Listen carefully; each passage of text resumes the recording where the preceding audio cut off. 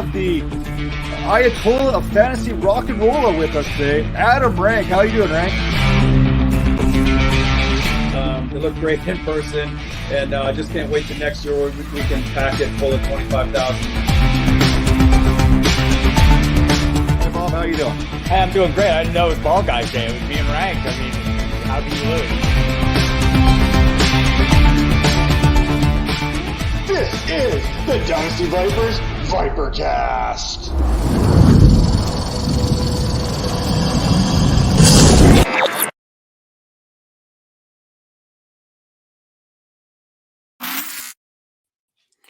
Hello once again. This is the Dynasty Vipers ViperCast, episode 159, presented by the Fantasy Points Media Group.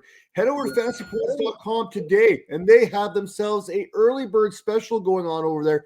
30% off your subscription, which includes next year and the rest of this year. And this offer is only good until the Super Bowl. So make sure to get that right now. 30% off your subscription today.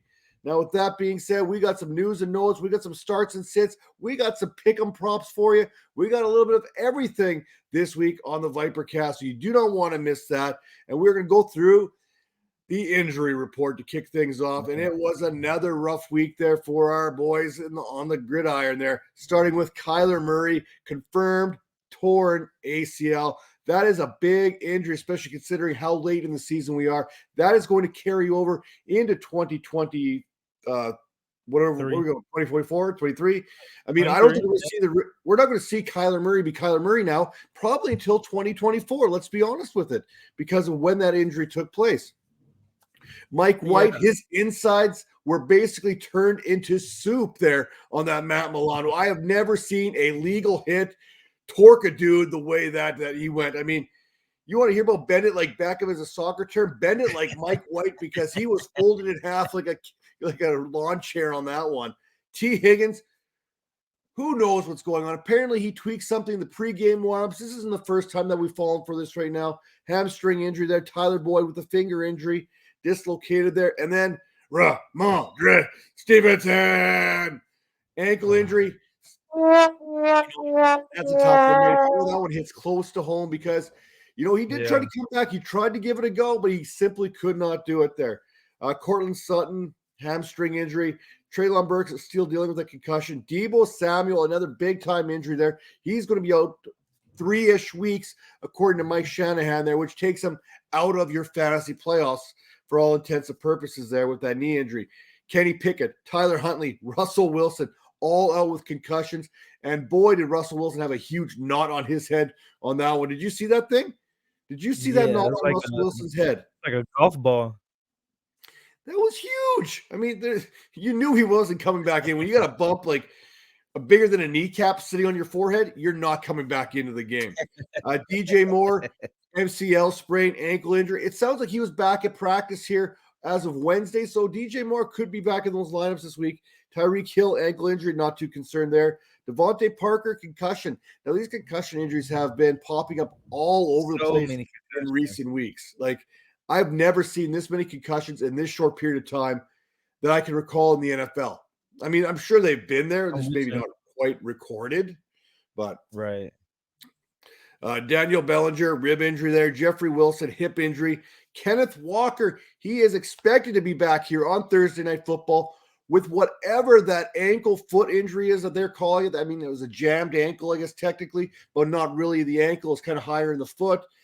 Do you know anything about that Kenneth Walker injury? And basically, can you kind of sum up what was maybe holding him back? Because it sounded like Kenneth Walker was willing to give it a go last week. Yeah, I think it was the coaches kind of holding him back, kind of like, hey, let's take your time here. They found a young stud, and I don't think they want to like injure him any further. But yeah, I mean, the ankles is always for running back. That's everything. Like that's the plant, that's the cut, spin move, all that stuff you can't do on a broken ankle. That's why Ramondre came back and had to leave as well, because you just can't get that burst that you need with these 300-pound guys running 4.4, 4.5, chasing you. So I'm not too hip on what exactly happened to Walker's ankle. I just know any low or high, It's bad. So hopefully him and Ramondre can both play this week with those ankle injuries. Well, one ankle injury that we know that's not going to allow them to play is the one for Damian Pierce. It looks like the rookie is going to be sitting probably for the next 2 to 3 weeks there with his ankle injury. And then one more concussion because, hey, why not? I mean, concussions are being handed out here. Corey Handed 'em Davis, out. he also suffered one for the Jets. So, man, I'm all for protecting the players, but there's got to be another way to go about it. I don't know. I don't know how to explain this. It feels like we just had this conversation last year at this exact Yep. same time, week 15, week 16. We were talking about this exact same conversation, and here we are doing it all over again. Now, one conversation that we weren't having last year was the Dallas Cowboys essentially selecting T.Y. Hilton over Odell Beckham Jr. What are your thoughts on this? Why is Jerry Jones? I mean, they haven't ruled out Odell Beckham Jr. possibly signing with the Cowboys, but I mean, that's pretty significant news there. That's going to be more of an indication of where Odell Beckham Jr. happens to be as far as his recovery is concerned. No, Absolutely. And I say that maybe 40% of it, but 60% I'm pretty sure is financial. Jerry doesn't really like handing out those bucks unless you really have to. And I think OBJ was going to ask for a little bit more money than TY. But I like this move for him. I think TY has enough juice in the tank to stretch the field a little bit to free up CD underneath. But like you said, I don't think OBJ is out the question. And, I think OBJ might be having his sights on somewhere else. I'm not quite sure yet. So I don't know. I think it's a good deal for everyone. well, one place he may not end up in is Buffalo, who've also brought in a familiar face there, and Cole Beasley returning to Bills Mafia there. That is an interesting one for me because the last time that we saw Cole Beasley in a Bills uniform, he just finished catching 6 passes for 60 yards against the Kansas City Chiefs in that playoff contest. So there's some familiarity between the two, Josh Allen and Cole Beasley, I mean. And the way that Gabriel Davis has struggled recently, you knew a move was coming, but this is telling me there's a little bit more there than maybe that we understand as the regular viewership of the NFL as far as Cole Beasley's return to Buffalo is concerned, especially since he was just literally retired after spending a week in Tampa Bay. I thought Cole Beasley was still on the team. Like, he seems like he's just a Buffalo native. I don't think he was like too far. He didn't have to travel too far to get back to the team, but hey, I like it. And then we have some activations that you need to pay attention to here because the 21-day window has officially been activated for Dallas Goedert with the Philadelphia Eagles. So it looks like he's going to be there on Sunday. And we've also seen Hunter Renfrow and Darren Waller have their windows activated for the Las Vegas Raiders. So the biggest one to me is I don't think this changes a whole lot for the Raiders as far as Renfrow and Waller and Devontae Adams and even Josh Jacobs are concerned. But for me, Goddard's reappearance there in Philadelphia spells a little bit of trouble there for Devonta Smith, don't you think? Because Devonta Smith was picking up a huge portion of what Dallas Goedert had left behind. And now Goddard coming back. I mean, Devonta Smith's portion is going to shrink a little bit because we know he ain't coming off of A.J. Brown's table. Absolutely. Like, AJ is going to eat and everyone else is going to have to fight for the scraps. Maybe they can 50-50 the leftovers, but it seems like Hurts like going to the tight end. So I'm pretty sure Dallas is going to get the lion's share of that, those leftovers from AJ. Well, like most of these guys on the injury report, I'm still day-to-day. I literally sneezed like 3 times, and each sneeze caused further injury to my back. I mean, those sneezes, those are coming out at like 100 miles per hour. You got to understand that. So I put some like serious torque on there. Now my back is out. Now I can't. It hurts to even fluff right now. I can't even fart without hurting myself. So I'm going to try and get through the show today and see what we got because basically I'm what you would call a major loser heading into week number 15, dealing with old age syndrome. But we've also got some other winners and losers looking back at week number 14. Major, who do you got winning and who do you got losing from last week's action? I'm going to go with Jared Goff. Like, we don't really get to say Goff's name too often in the winter portion of the show, but let's show some love tonight. Jared had 27 for 39 for 333 yards and 3 TDs, and he was actually throwing the ball down the field with all those fast young receivers running around out there for the Lions. I mean, I kind of like what they're doing out there with the Lions. I think they're coming together a little too late, but Goff might be, they might grab a quarterback in a draft or whatnot. So I think he's kind of fighting for his life right now. So I think that's why you see him kind of letting loose a little bit more. But yeah, for my win, I'm gonna go with Jared Goff. And then for my loser, man, I gotta go with one of our guys, man. Because he's on my team, and he made me lose, man, and really hurt my heart. Jaden Waddle, come on, man. He had 2 bad weeks, but this last one, he's coming off an injury. He didn't really get on track at all. He went for 2 receptions for 31 yards. That's crazy for someone of Waddle's talent. And lastly, we haven't really seen that Waddle touchdown dance since week 9. Like, he has not hit that end zone at all. And Tyreek Hill is over there balling on the other side, possibly could go for 2,000 yards. But we need to get Waddle back on track, man. I got my fantasy playoffs, and I need this. The best part is we're discounting Jalen Waddle, who is 7th in the National Football League, one of 7 wide receivers with over 1,000 yards. I mean, that's where we've come down to. But you know what? If you want to look at a bright spot, where do Penguins flourish? In the snow. And what's going to happen this week in Buffalo? It's going to snow. This is something coming. Baby. We know that we got some news coming. This is going to be a Waddle week. Well, hopefully, because my understanding is that the Dolphins basically brought propane heaters with them to Southern California. I don't know how those things are going to withstand Buffalo, but hey, who am I to judge? Now, for me, I will pass judgment on my winners and losers, starting with another one of the friends of the show that we like to talk about whenever we get a chance to, and that's Evan Ingram, who absolutely came out to play last week. 39.2 fantasy points in PPR formats. That's 11 catches on 15 targets, 162 yards, and 2 touchdowns. Nearly 30% of his receiving yards this season came against the Titans in week number 14.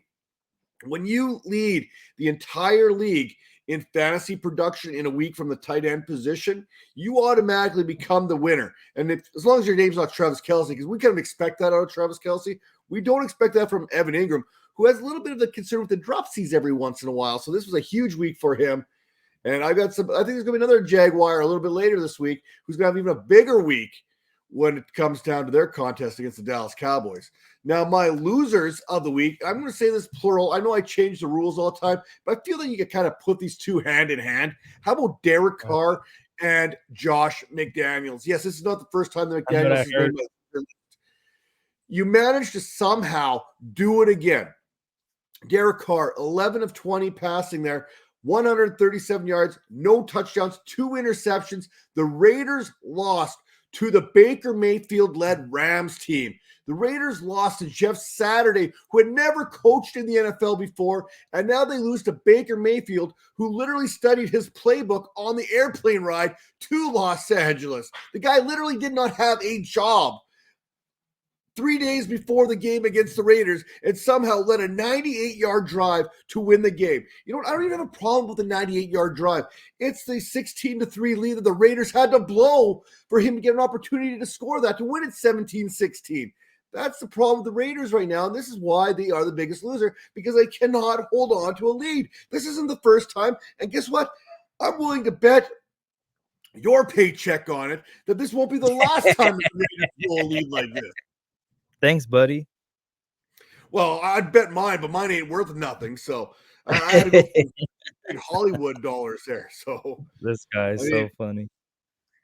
With that all being said, hey, if we want to get into betting, and we do, we want to talk a little bit of bet props here. We'd love to talk about the Thursday night game. We got a good one here with the 49ers and the Seattle Seahawks, because whenever these two teams meet, throw away the records. You're going to have yourself a good old-fashioned, as JR would call it, a slobber knocker on your hands. And this game means a little bit more. The San Francisco 49ers, they're led by Brock Purdy there. They're down Deebo Samuel. We mentioned that in the injury report there. He's got that knee injury. He's out the rest of the season. But they've still got George Kittle. They still got Brandon Ayuk. They still got this guy named Christian McCaffrey. There's plenty of offensive firepower surrounding them. They're quite comfortable. They're battling for that number 2 seat in the NFC playoff picture right now, as they're sitting 1 game back of the Minnesota Vikings, which is huge because you get to play the 7 seed, which could turn out to be this Seattle Seahawks team, who's 7-6 on the outside looking in, because the Washington Commanders and the New York Giants worked out their kissing cousins there and ended up going 7-5-1, tying one another, and they play each other again this week. So one of those teams could very well be out of the playoff pitch, and the Seahawks, with a win, can move themselves back in. However, they're not the only teams knocking on the playoff door, as the 6-7 Lions, led by Jared Goff, that offense that we love to talk about on this show, they're right there. Yes, they won like 5 of the last 6 games the Lions have, and got themselves into a primary position there to make a playoff push. Say that 5 times fast. So that all being said, we know what this game is coming down to. And I love myself some Geno Smith. I love DK Metcalf. I love Tyler Lockett here. Kenneth Walker, I'm a little scared of coming back off that injury against this 49ers front. And on the other side, you think the 49ers should be able to move the ball, but who knows? Stranger things have happened when these two teams get together.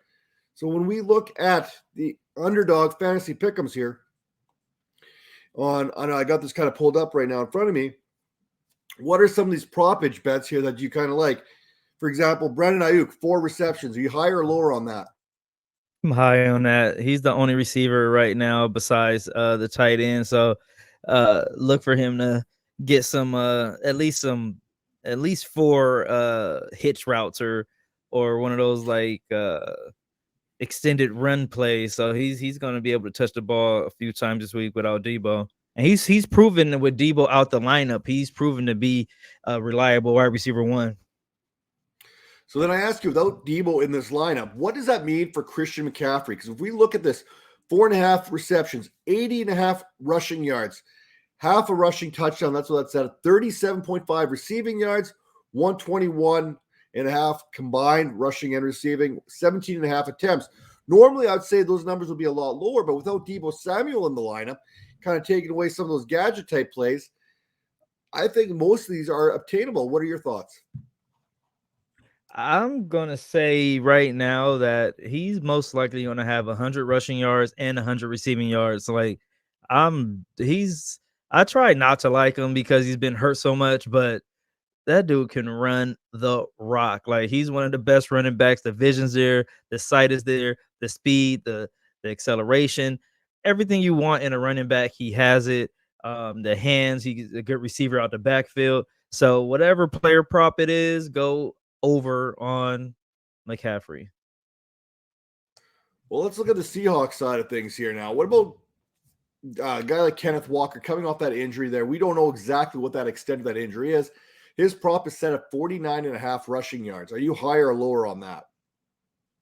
I'm going to say lower on that. That 49ers front is dangerous, man. I think that's the thing that's going to carry them far into the playoffs, maybe even to a championship. But yeah, coming off that injury is going to be hard. He's going to split time with Homer, and I think they're going to play it safe with him. I don't think they're going to run him into the ground. So let's go under on that one. All right, let's go a couple more here. How about Tyler Lockett or DK Metcalf here? DK set at 5 receptions and 66.5 receiving yards. Tyler Lockett is set at 5 receptions and 63.5 receiving yards. They're both pretty much the same there, give or take. Do you see either one of them hitting over, or both being on the under? Oh, man, I'm a big Geno fan. Love what he's doing this year. And, oh, man. And it's tricky with them because 1 week it can be Metcalf, 1 week it can be Lockett. So I kind of stay away from them because they're so, like, compatible there. But I'll go over on 5 receptions on both of them. Receiving yards, let's see, primetime game. Lockett is pretty good in primetime. Let's go Lockett over, and let's go Metcalf under. All right, I guess that's interesting because now you got Metcalf going under, you got Lockett going over. So where does it stand for Geno Smith here? Because his passing yards is 239.5. Yeah, that's another hard one, man. The 49ers defense is tough. They have one of the best pass defense and rush defense in the league. And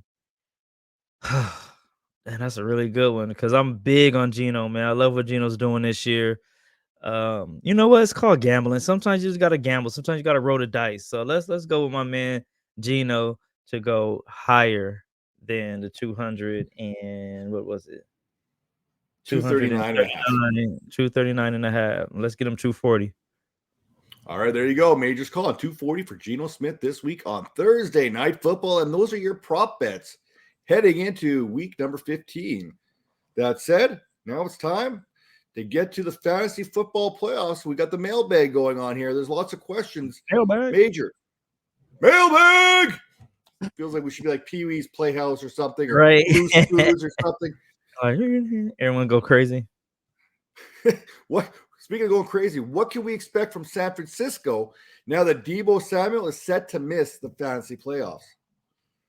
I think you get a lot of the same. I think you can plug and play McCaffrey in that same role that Debo had with the trick plays and the direct snaps and all that good stuff. And then catching the ball at the backfield is what Debo did a lot of. And then Brandon Ayuk can, overcome some of that down the field stuff. And then don't sleep on Jennings. Jennings is really, really good, really underrated receiver. So like you said earlier in the show, the 49ers have a lot of depth on that offense. And they also have like a nice little rookie running back I like in Jordan. Was it Jason or Jordan Mason? Yeah, Jordan Mason. And then we got George Kittle. He's going to do his thing. So Brock, I know Brock is kind of dealing with something right now. I'm going to talk about a little bit later, but I don't know. I think they can get this done. Well, speaking of getting it done, can T.Y. Hilton get it done for you in the playoffs? Can T.Y. Hilton be a thing? I don't think so. I think he's going to be there for stretching the field purposes only. He may get 1-2 bombs maybe, but I don't see him being a T.Y. that we grew up on. You know what I mean? So I don't know. What's your thoughts on that? I think you're pretty up on T.Y. You know T.Y.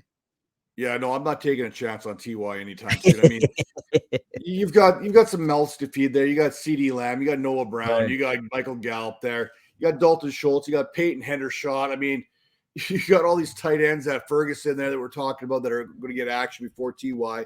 I think T.Y. kind of gives you that veteran presence that you're going to see him work a little bit on the underneath. He might catch 2-3 passes a game for, say, 26 yards. I think that's kind of where he's going to be at. But, hey, who knows? I've been wrong before. It doesn't happen very often, but it does happen. Now, speaking of making things happen, who are a couple of the players that you think can make it happen in the fantasy football playoffs this year? You got a couple guys you have your eye on here based on strength of schedule or just kind of a gut feeling? Mine's mostly with gut feeling, man. I got my team here, and it's like I got all my favorite players on it pretty much. I can pick from anyone, but one of the guys I think you need that's gonna they'll blow this thing off the top is Christian Watson, Green Bay. He's averaging 2 or 3 touchdowns a game. So I see that trend to continue because he's pretty much not Brett Favre's, Aaron Rodgers' favorite target at the moment. And then another one I like too is my boy Trevor Lawrence, man. Like last week, he showed another spark. I think he's getting to that level where he can put some things together on the ground and through the air. So look for him to continue that nice play, rushing for touchdowns and throwing touchdowns as well. Let me see. I'll give you one more. Another guy I like is While you're thinking about that, I'm going to throw J.K. Dobbins there. After watching what I was about to say JK. I was just about to say JK. With what we saw with the Ravens there last week, I think they ran the ball 71% of the time. And Dobbins, he didn't look like he was 100%, but it looked like he still had some explosiveness there. He's always had that weird stride, that little short, choppy thing. Yeah. A lot of people out there on Twitter and social media are like, oh, no, that he's not 100%. Look at the way he's running. Well, look, go back 2 years. That's the same way he ran back then. He's got a weird running style. It's just who he happens to be. But to run for 120 yards is very hard to do in the NFL. And to do that, not 100%, it can only go from there, Yeah, absolutely. I think he's one of those guys that's going to be a league winner. I mean, he's probably dropped in a lot of leagues. I know my sister, she has a first-round bye in the playoffs.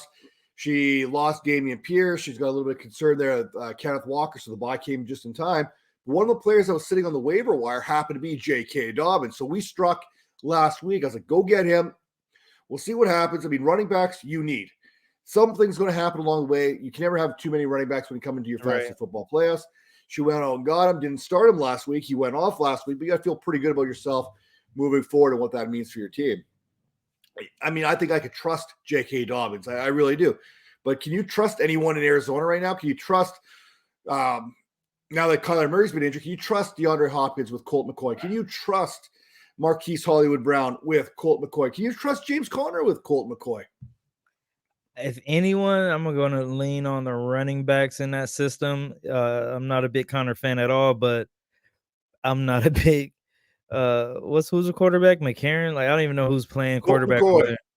Yeah, Colt McCoy. Like, I thought he was a coach by now. He should be a coach. He's going to be a great coach one day. You heard it here first. But yeah, I mean, he may give you a game, but I don't think he's anything. He's not going to win the league for you. Yeah, being a great backup quarterback, that's like being a what do you call it? Quality quarterback coach, assistant quarterback coach. Yeah, you know, I don't know if it's a compliment or if it's a curse, but either way, it can't spell good production there for fantasy. Now, when we look at a couple questions here, non-PPR, 1 point per 10 yards, 6 points per touchdown. You go with Jahan Dotson, you go with Jalen Waddle in the snow, Curtis Samuel, or DJ Chark. Who are you starting of that group of 4? Yeah, I see. You just named like all my receivers that I have. I really like Dotson. I think he may not all the way be there. I think next year is going to be his breakout. So keep an eye on that. I kind of like what you said. Waddle in the snow, penguin, all that good stuff. It makes for good TV, makes for good, headlines. I'm going to go with Waddle in that. But I do like Shark. I'm starting Shark in my leagues too. I think he's going to be a sleeper this week. Shark was one of those guys that absolutely balled out for me in my Kings Classic League. I mean, I basically threw a bunch of scrubs together, and I hope for the best.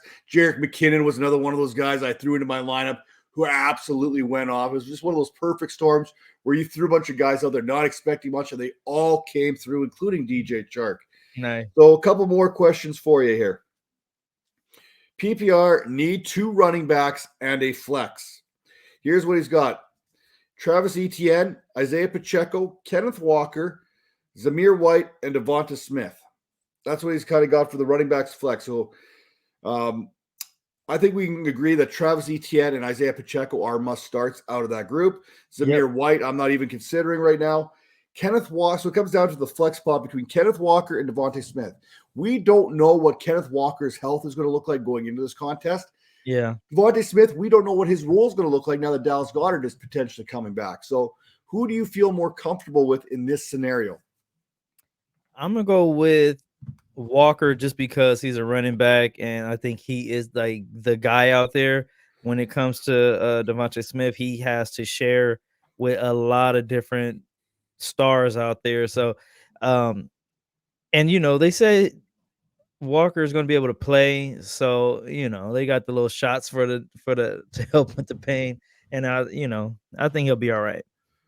And for me, I'm going to go leading the other way here. I'm going to take Devonta Smith. I know the Dallas Goedert thing kind of scares me off here just a little bit, but so is that 49ers defense. I think that's a legit thing. True. And I think that's not a good matchup to come back unless you're 100%. Maybe Walker is 100%. We don't know that for sure, but I got to think at this time of the year, there's not a whole lot of people out there that are 100% when it comes to the National Football League. And then further to that tight end position, George Kittle or Pat Freiermuth? Oh, man. I don't know. I like both. I'm actually starting both in different leagues. I don't know why. Gut call. I'm going to go with Freiermuth. I like Freiermuth. I mean, I've gone with Kittle lots this season, and it's bit me in the ass on multiple occasions. So, you know what? I'm kind of leaning towards Freiermuth there. I think Mitch Trubisky there gets it right. I mean, Kenny Pickett, I can't see Kenny Pickett playing this week. I'm going to say, who's going to play quarterback? It's Mitch Trubisky, man. It's Mitch Trubisky. Is it? It ain't going to be Mason Rudolph. I'll tell you that much right now. Oh, man. So with that all being said, we do know maybe we're a little uneasy about who's going to be playing quarterback for the Pittsburgh Steelers this week. But who we do know is playing quarterback. He's probably going to be playing quarterback, maybe playing quarterback. Major, who are you starting this week and who are you sitting at the quarterback position? I'm going to go with Brock the Rock Purdy. What about Brock? I'm so Purdy. One of those two. We could figure it out. I'm trying to do my mad impression, giving people nicknames, but I think we'll figure it out later. But Brock has been playing with that grit and that moxie the 49ers been missing for years. He's dealing with an oblique injury that could hamper him a little bit in his throwing motion. But I think he's just one of those tough, gritty guys, dude. Like he's that toughness the 49ers need. So I think he'll be ready to go. Shanahan said he'll be ready to go. Debo's going to be out. That's one big thing. You're taking away one of the biggest weapons, but I think Brock has that like fit magic type of energy going on out there in San Francisco. And the Seahawks defense is giving up 281 yards per game and just under 2 TDs per game. So there's going to be some action there. And we spoke about it earlier in the show where, Brock has a lot of weapons. Yes, Christian McCaffrey, who can pretty much do everything. You have Brandon Ayuk, who's kind of coming into his own this year. You got Kittle, one of the greatest tight ends in the game right now. And like I said, you got Jawan Jennings. You got all these players around him that I think that's going to help him out a little bit. And again, he has that like it thing that people can never really explain, but it works for him. And for my sit, I'm scared to say it because I know he's going to go for like 10,000 yards in one game. I'm going to go with Tom Brady versus Cincy. Like, can we finally ask that question about Father Time catching up with Brady? Is it can we do that? Can we do that with confidence? You can definitely put out there when you look at the numbers. I mean, the yardage is there. He's hitting the yardage numbers. There's no doubt about that. I mean, anyone else that throws for the yards that Tom Brady's throwing for this year, we'd be calling that a pretty good season. I think we've been kind of spoiled there based off of what he did last season at like 82 years old. And there's been a bit of a drop off at 83. So, Yeah, and I hear you on the yardage, and I was looking at the yardage, and I was like, oh, he's having a pretty decent season. But then I'm looking at the interceptions the last 2 games. He's tossed 3 interceptions. And it's kind of like in pivotal moments of the game where they really need to win. Usually he would like drive down the field to win the game. It's kind of like turning upside down on him recently. And he's facing the Cincinnati Bengals, who has 9 interceptions on the season. And I think they're going to look to add to that number this weekend. So how many intercepted balls do you think the Bengals bring to Brady after the game to get signed? I'm going to say, let's say 2 at least. Let's say 2. Let's be nice. Did you see that? Is that disrespectful or is that not like to pick off Tom Brady and then bring him the game ball after and ask him to sign it for you? But for him to sign it, I'd take my hat off to him. Like that's a stand-up dude right there. But I think he's Brady. Like, you know what I mean? He's the greatest player. How many times these kids grew up? They were like 5 years old. And Brady was like the man in the league and they get to play against him. Like that has to be a big moment for any player. So I'm not mad at them for doing it, but I give him a little more props for actually signing because I will be an ass and like slap the ball out your hand and take your pen and throw it into the crowd. Yeah, I would have been the same way. So we're both in agreement. Brady's a better person than both of us. And now my start of the week, I'm going to go with Matt Ryan here. I mean, versus Minnesota. Wow. If there's not a game to start Matt Ryan, it's going to be against the Minnesota Vikings right now. I hear you. Basically start every quarterback you possibly, even Baker Mayfield. If Baker Mayfield was playing against the Minnesota Vikings, you're starting Baker Mayfield. It's really that simple because this secondary is absolutely atrocious. In the past 4 weeks, they've surrendered 1,388 passing yards and 7 touchdowns. So they're basically giving up. You're almost in line for 2 touchdowns and 250 yards minimum here for Matt Ryan. And, that's a pretty good start what you're going to get here so far at the quarterback position. For me, my sit of the week, and this one hurts because he's been playing so good lately, and I feel like we should be giving him more props. And, hey, at the end of the game, when he took that victory formation, he took that knee, and then the Titans players kind of pushed through that. He got right in the face of the D tackle. I'm like, all right, there we go, sunshine. Let's go. There you go. Yeah, exactly. But I know there's going to be a lot of people coming to try and knock sunshine off the pedestal here this week, and that's the Dallas Cowboys defense against Trevor Lawrence. The Dallas Cowboys, they are number 2 in the league when it comes to sacks, trailing only the Philadelphia Eagles. I mean, if there's a team that can get after you, it's not just Micah Parsons that gets the job done. It's Dante Fowler. It's DeMarcus Lawrence. It's Doris Armstrong. I mean, they come at you from everywhere and anywhere. So this line is not holding steady. That's going to prove to be a little bit more difficult for Trevor Lawrence and company to get that offense going. But then again, hey, who would have said we would have seen what the Houston Texans did against them last week? And that's a little bit of foreshadowing for one of my secret starts of the week, who I feel is very good this week. I'm going to talk about Christian Kirk. There's really no secret about it. Now, before we get to Christian Kirk and the wide receiver position, we have to talk about running backs, because we have our very own College of the Canyons running back guru, Major I pushed all the wrong buttons. Caldwell. What do you got starting and sitting here in week number 15? We talked about him earlier, man. I'm gonna go with J.K. Dobbins versus Cleveland. He's what did I write here? Hold on, my bad. Might have to cut that a little bit. Yeah, I'm gonna go J.K. Dobbins. He was hurt. What the hell did I write? Hold on, time out. If you cannot see what's going on right now, I've got the show sheet right here, and if I read the first line word for word, it's "hust when you stating to forget about him." I believe he's trying to say just when you're starting to forget about him. Hey, JK returned with a bang. Kids don't smoke. And I was doing this like eyes wide shut. Yeah, so let's start over. Hey, so just when you thought yo, all right. I'm gonna go with J.K. Dobbins versus Cleveland. And just when you thought you were gonna forget about him, he comes right back and hits you with the God damn it. I'm sorry. Oh, wait, are we live? We're not live. Okay. All right. No, we're not live, but I'm not editing any of this. I'll be honest. I'm straight on. I just don't have the energy to edit.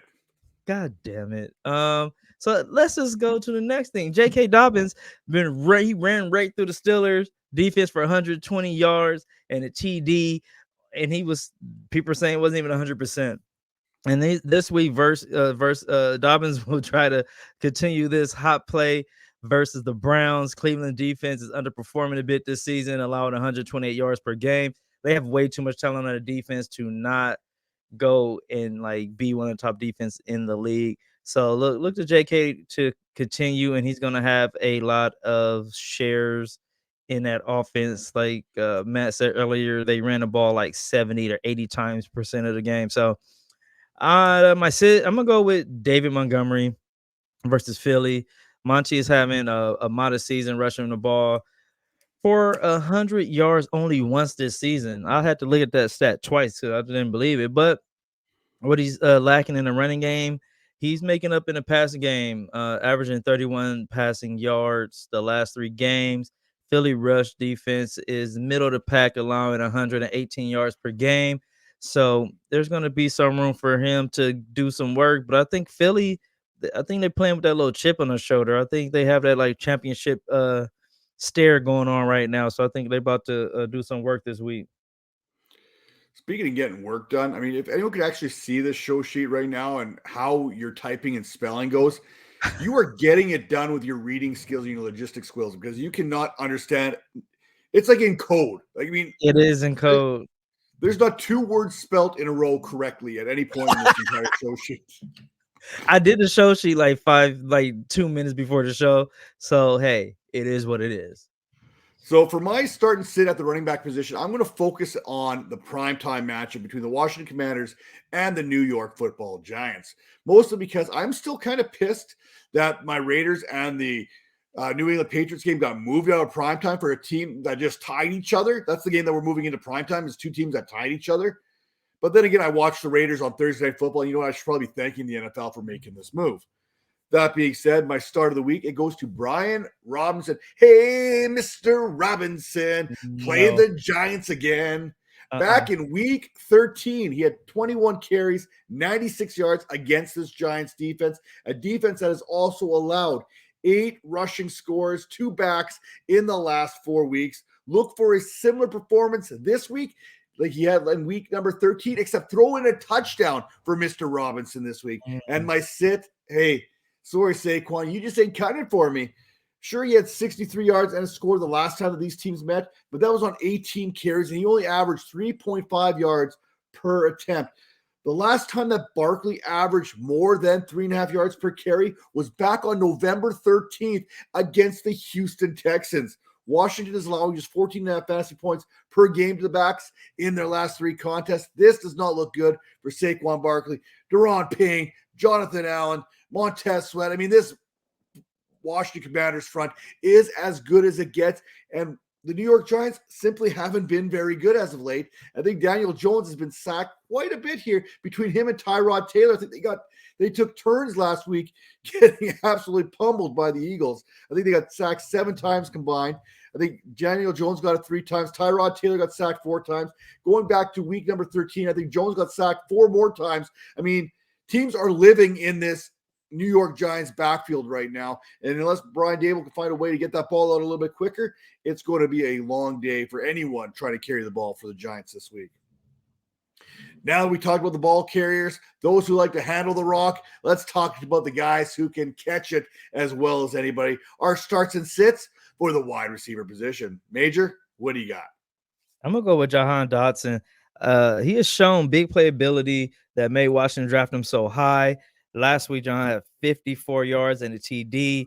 The Giants are giving up 149 yards per game to receivers. Let's see if Dotson can do some work and flash again and ball out this week.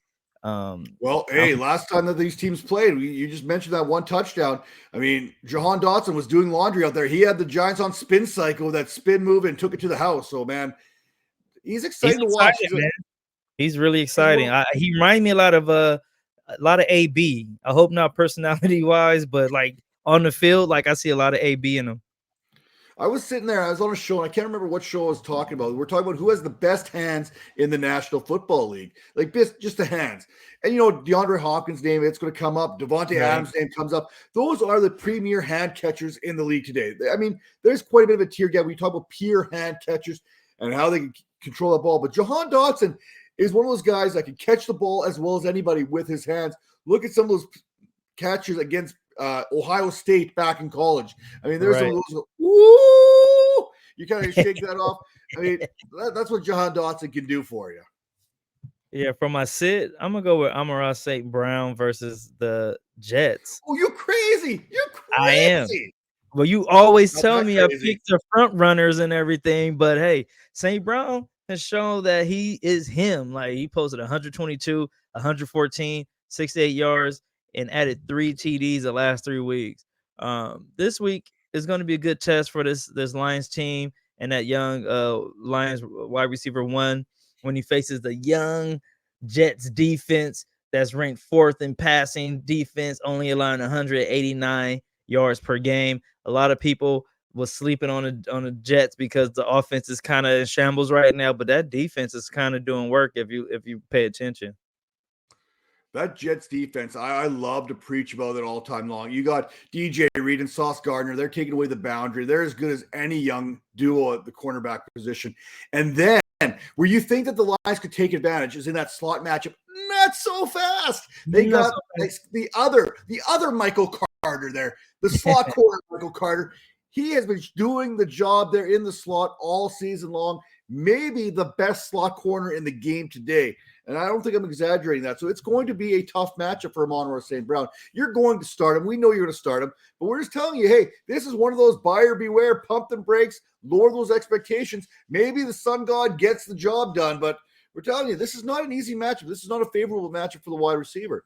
Keep eye on DJ Shark. Keep eye on Shark. I think they're going to try to double up on Brown. I think it's going to free up Shark. So look, or even Williamson. Like let's see what he can do. The man scored a 40-yard touchdown last week. So let's see what's up.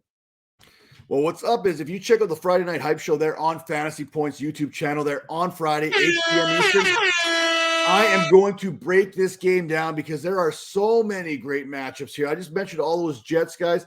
Well, looks, hey, you know what? The Lions, they're pretty good too. They can get the job done in the run game with Jamal Williams, DeAndre Swift. And then you mentioned DJ Chark, Jameson Williams, man. What Jameson Williams did at Alabama in that final season, only Devontae Smith in his Heisman season and Amari Cooper produced more yards. I mean, the dude literally had 4 touchdowns of greater than 70 yards in the same season. That's how good Jameson Williams was when he was 100%. The last time that we saw him at 100%, he's just slowly working his way back in there, and he got off for that 1 catch for 41 yards and that touchdown. His first catch, his first touchdown in the National Football League. Now, speaking of guys who can get the job done, catch those touchdown passes, how about Michael Pittman, the return of Pittman here again this week? You know what? Throwing Alec Pierce, throwing Paris Campbell this week because, hey, I'm going with Matt Ryan, and I'm going to go stacks upon stacks upon stacks, baby. That's how we like to go.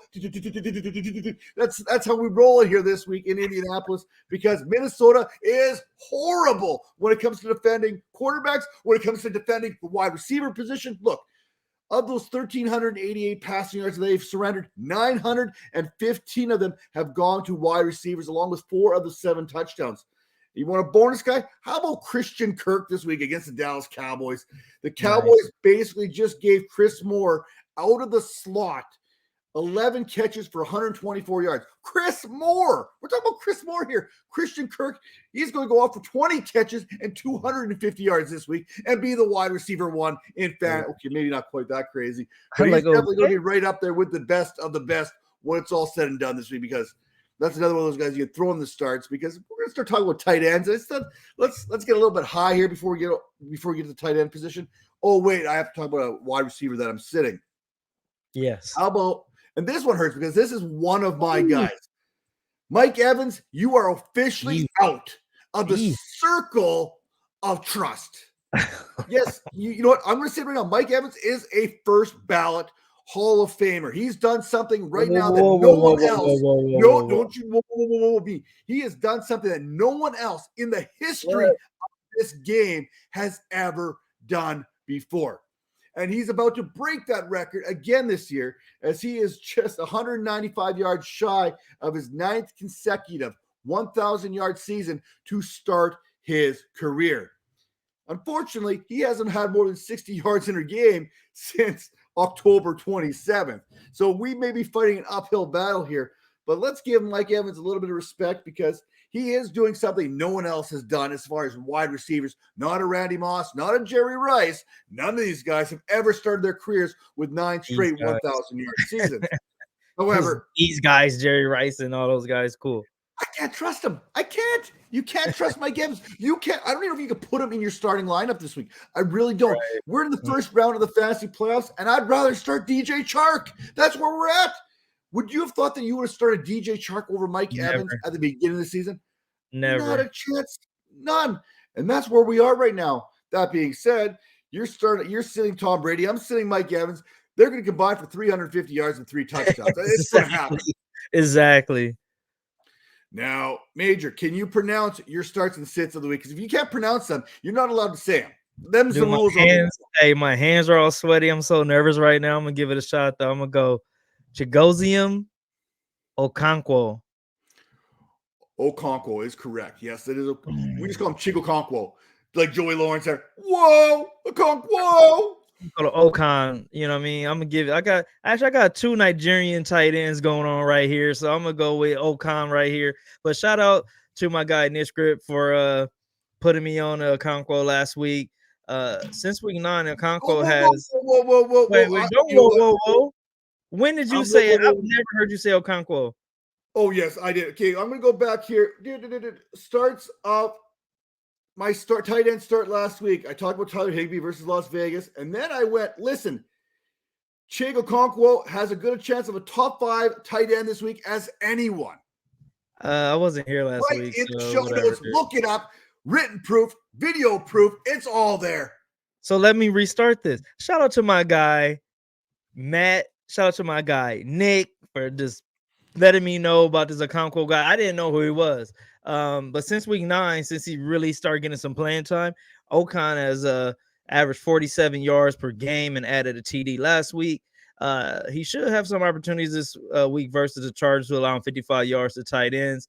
It seems like he has a thing going with Tannehill, even though that they have Hooper there. They seem to go to him in tight situations. So look for him to ball out a little bit versus the Chargers. And then, like I said, the other Nigerian tight end I'm walking with this week, David Njoku. versus Baltimore. And Njoku is having a pretty good season and has added a couple touchdowns since the quarterback change. But David has been inconsistent throughout his career. So scoring back-to-back weeks makes me feel like that trend is going to break a little bit. And I feel like Watson is going to try to get that connection going with Cooper if Cooper plays.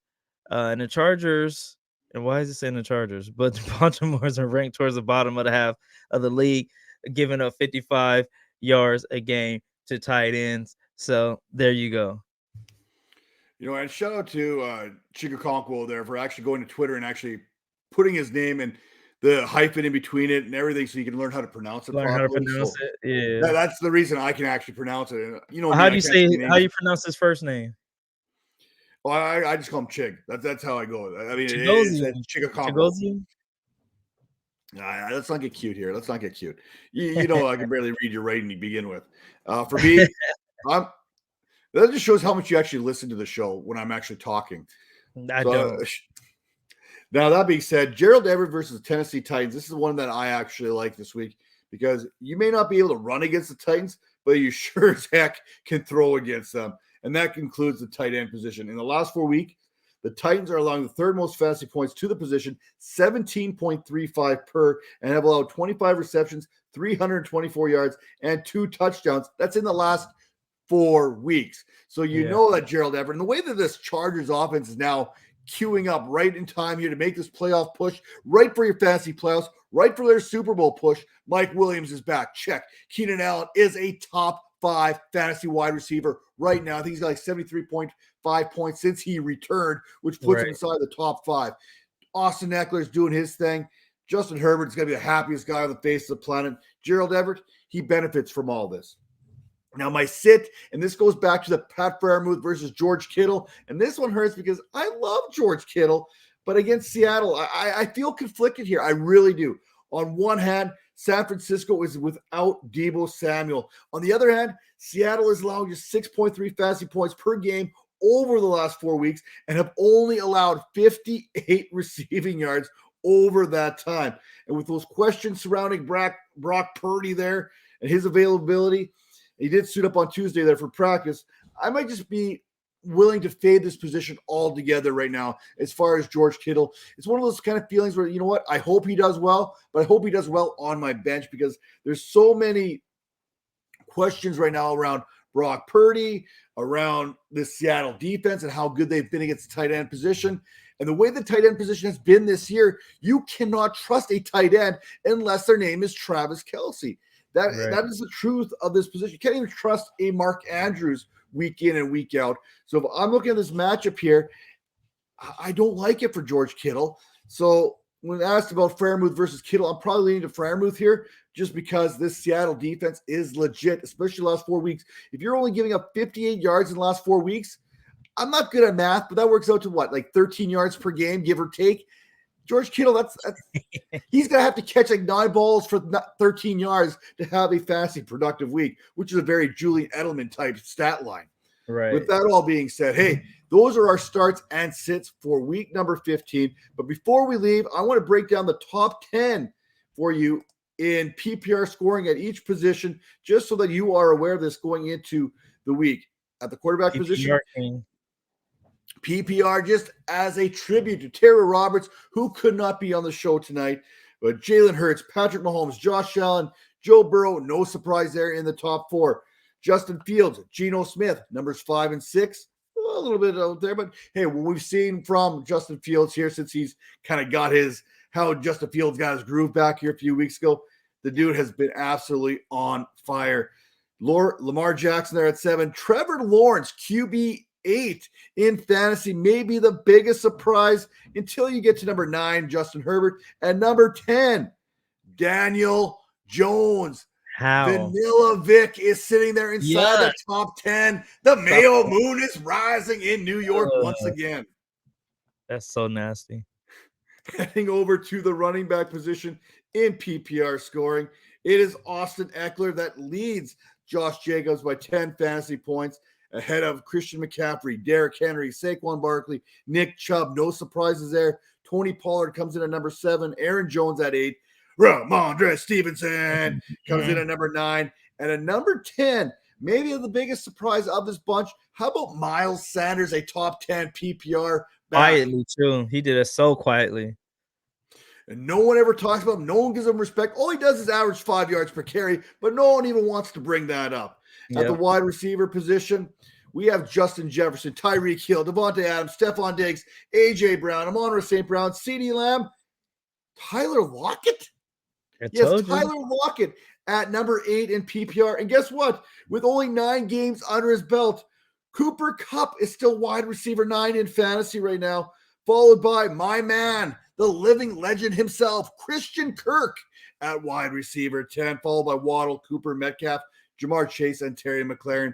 And in the wasteland, that is the nether realm when it comes to the tight end position, you have Travis Kelce, more than 100 fantasy points ahead of Mark Andrews, TJ Hawkinson, Evan Ingram at 4, Pat Freiermuth at 5, Zach Ertz, who hasn't played since week 10, he's sitting at number 6, David Njoku, George Kittle at 9, Dallas Goedert, who hasn't played for who knows how long. I mean, he's literally just on IR, just coming off. He's sitting at the tight end 8 right now, or tight end 9. Gerald Everett at tight end 10, and Taysom Hill at tight end 11. Remember Cole Kmet was so brutal? He's the tight end 12. Cole Kmet is literally a tight end 1 right now this season. That is what we're talking about at the tight end position, how it's been an absolute atrocity for fantasy production. And that's why I don't trust anyone.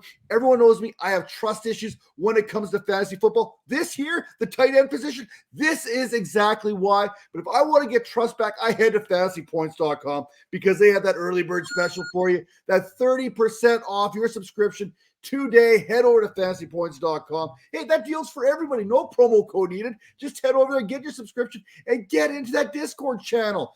You've got all the great minds in fantasy football in one place.